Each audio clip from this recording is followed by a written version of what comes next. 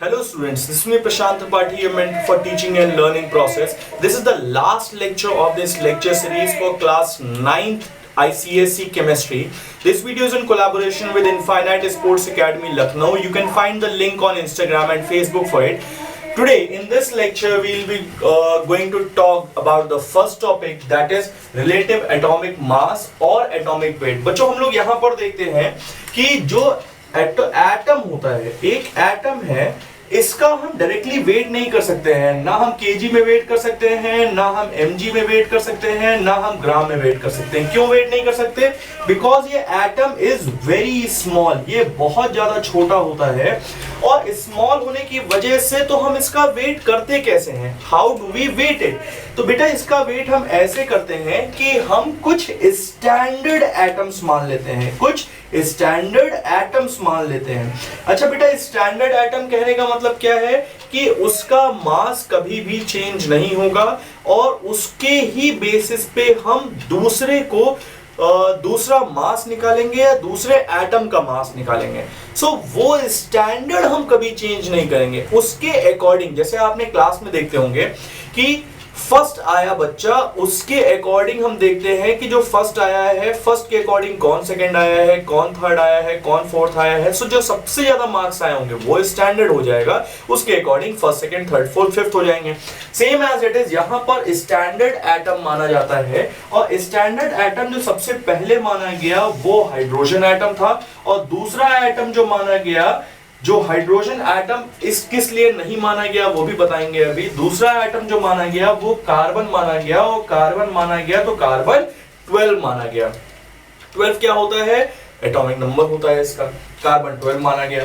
अच्छा, हाइड्रोजन क्यों नहीं माना गया और कार्बन 12 क्यों माना गया? क्योंकि हाइड्रोजन को जब अडॉप्ट किया गया then it was hampering the atomic weight of other element when it is used for it. जब इसको यूज किया गया कंपेयर करने के लिए, तब इसने बहुत ज्यादा हैम्पर करना शुरू किया। बट कार्बन 12 में ये सब प्रॉपर्टीज नहीं थी और कार्बन 12 में अडॉप्ट करने का मेन रीजन यही था कि ये इजीली हम इससे कंपेयर कर सकते थे और एटम के एटॉमिक मास को निकाल सकते थे। तो बेटा यहां तक बात हो गई स्टैंडर्डाइजेशन की। इसके बाद हम देखते हैं exactly relative atomic mass unit होती क्या है। अगर आप किसी की भी रिलेटिव एटॉमिक मास निकालते हैं, किसी का भी रिलेटिव एटॉमिक मास निकालते हैं, तो हम इसे ऐसे निकालते हैं कि हम इसे कंपेयर करते हैं 1/12 ऑफ कार्बन एटम से। 1/12 ऑफ कार्बन एटम से करने का मतलब ये है कि एक एटम 1/12 ऑफ कार्बन एटम से कितना ज्यादा हेवियर है, वही उसका एटॉमिक मास या रिलेटिव एटॉमिक मास हो जाएगा। सो इसका फॉर्मूला क्या बन करके आता है? इसका फॉर्मूला रिलेटिव एटॉमिक मास का बन करके आता है कि एक atom, one atom of element जब इसको कंपेयर किया जाता है 1/12 ऑफ कार्बन एटम से, तब ये फॉर्मूला निकल करके आता है रिलेटिव एटॉमिक मास का। अच्छा बेटा, अब 1 AMU की यूनिट क्या होती है? 1 AMU क्या होता है? 1 AMU कहने का मतलब ये है कि 1 एटॉमिक मास यूनिट कितना होता है। अगर आप देखेंगे तो हम कार्बन से कंपेयर कर रहे हैं और कार्बन का अगर आप स्टैंडर्ड वेट देखेंगे तो कार्बन का स्टैंडर्ड वेट क्या होता है? 1.9926 approx into 10 to the power -23। जब 10 to the power -23 है तो हमने क्या लिया? हमने 12th पार्ट लिया है। 12th पार्ट लिया मतलब कि हमने इसको 12 से डिवाइड कर दिया। सो यहां पर जो निकल करके आता है 1 AMU is equal to 1.6606 something like this into 10 to the power -24। So this is the value of 1 AMU। इसके बाद बच्चों हम लोग बात करेंगे रिलेटिव मॉलिक्यूलर मास की। रिलेटिव मॉलिक्यूलर मास क्या होता है? जैसे हमने रिलेटिव एटॉमिक मास बताया था, तो रिलेटिव एटॉमिक मास में हमने बताया था कि हम एटम्स को कंपेयर करते हैं 1/12 ऑफ कार्बन एटम से। सेम एज इट इज यहां पर हम लेंगे तो रिलेटिव मॉलिक्यूलर मास है, यहां पर कुछ नहीं, 1/12 ऑफ कार्बन मॉलिक्यूल से हम इसे कंपेयर करेंगे और जब हम कंपेयर करते हैं then it is known as relative molecular mass. बच्चों इसके बाद हम लोग बात करते हैं सिर्फ और सिर्फ मॉलिक्यूलर मास के बारे में। अगर हम मॉलिक्यूलर मास देखें तो हम इसे एग्जांपल से समझते हैं। अगर हम लेते हैं एग्जांपल H2SO4 का, तो बच्चों यहाँ पे H2SO4 में आप देखेंगे कि H2 हाइड्रोजन के एटम्स हैं, सल्फर के एटम्स हैं, ऑक्सीजन के एटम्स हैं। जब हम इन सारे एटम्स को एक साथ कंसीडरेशन में देखते हैं, then it is known as a molecule of H2SO4 और you can say sulphuric acid.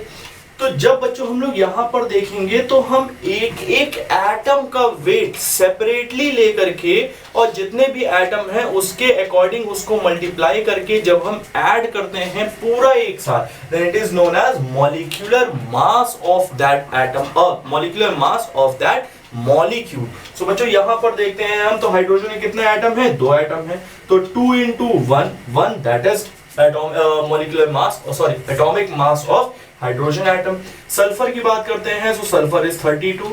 Oxygen की बात करते हैं तो ऑक्सीजन का 16 into 4 because they are 4 molecules. अब यहां पर देखेंगे तो 2 + 32 + 64 एंड से 4 5 6 7 8 and 6 and 3 that is 9. So H2SO4 का मॉलिक्यूलर मास कितना आ गया? That is 98. So बच्चों इसके बाद हम लोग बात करते हैं परसेंटेज कॉम्पोजिशन के बारे में। परसेंटेज कॉम्पोजिशन के क्वेश्चन आपको अपने एग्जामिनेशन के टाइम पे काफी देखने को मिलेंगे और कभी-कभी ये बहुत प्रॉब्लमैटिक भी हो जाते हैं। परसेंटेज कॉम्पोजिशन कहने का मतलब सिंपल सा इतना है कि किसी भी एक मॉलिक्यूल में किसी भी एक एटम का परसेंटेज कितना पाया जा रहा है या वो एटम कितना कंट्रीब्यूट कर रहा है एक मॉलिक्यूल को बनाने के लिए।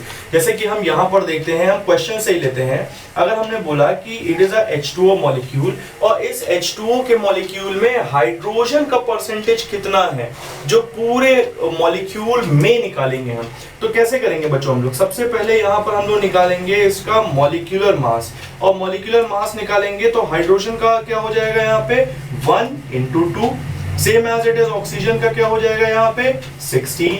दोनों को ऐड करेंगे हम लोग तो क्या हो जाएगा 2 + 16 that is 18। So molecular mass क्या आ गया बच्चों यहाँ पे 18। उसके बाद आगे देखते हैं हम, तो जब परसेंटेज की बात करते हैं, जैसे कि आप अपने स्कूल में देखें तो स्कूल में जब आप अपने मार्क्स का परसेंटेज निकालते हैं तो कैसे निकालते हैं? जैसे हमने बोला कि 100 में से 70 मार्क्स मिले हैं, तो 100 में से 70 मार्क्स मिले हैं, टोटल कितना है 100। सेम एज इट इज यहाँ पर टोटल कितना है 18। अब इस 18 में आपको 17 मार्क्स मिले हैं, सेम एज इट इज यहां पर हमको किसका निकालना है? हाइड्रोजन का निकालना है। तो हाइड्रोजन का कितना है 2, तो 2 यहां पर रख दिया हमने। जब हम परसेंटेज निकालते हैं तो हम किससे मल्टीप्लाई करते हैं? 100 से मल्टीप्लाई करते हैं। सेम एज इट इज यहां पर भी हमने 100 से मल्टीप्लाई कर दिया। और जब हम इसको निकालते हैं तो यहां पर कितना आ जाएगा? आपके 70% मार्क्स आ गए। सेम एज इट इज यहां पर 11.11%। ये जो परसेंटेज आया है this is percentage composition of hydrogen atom.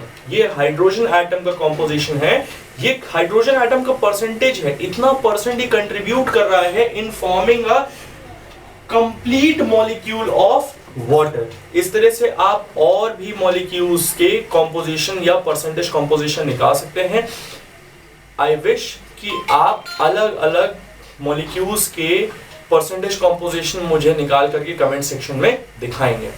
सो बच्चों इसके बाद हम लोग बात करते हैं एम्पिरिकल फार्मूला की। एम्पिरिकल फार्मूला क्या होता है? एम्पिरिकल फार्मूला होता है सिंपलेस्ट फार्मूला और यू कैन से सिंपलेस्ट फॉर्म, या हम बोले इसको सिंपल रेशियो। बहुत अच्छी बात है, सिंपल रेशियो। सिंपल रेशियो किसका? Simple ratio of atoms. और ये एटम्स कहां पाए जाएंगे? एक मॉलिक्यूल में पाए जाएंगे। तो बच्चों यहां पर हम लोग देखते हैं, अगर हम फिर से एग्जांपल ले लें, एग्जांपल हमने ले लिया C6H12O6, तो इसमें हम देखेंगे तो कार्बन के एटम कितने पाए जा रहे हैं 6, ऑक्सीजन के एटम कितने पाए जा रहे हैं 6।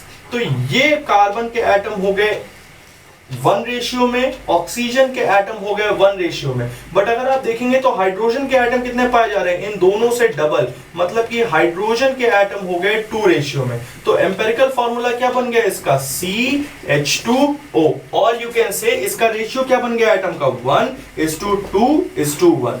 बच्चों ऐसे ही आप लोग और भी निकाल सकते हैं, जैसे हमने बोला H2O, तो H2O में एटम्स का रेशियो क्या है, 2:1, 2 एटम पाए जा रहे हैं हाइड्रोजन के, 1 एटम पाया जा रहा है ऑक्सीजन का। सो दिस सिंपलेस्ट फॉर्म, और यू कैन से अगर हम इसको देखें तो ये सिंपलेस्ट फॉर्म जो है किसी भी मॉलिक्यूल की उनके एटॉमिक रेशियो के अकॉर्डिंग, इसको हम लोग बोलते हैं empirical formula. This is all about this chapter. I hope you like the session. If you like the session, do subscribe, share and like.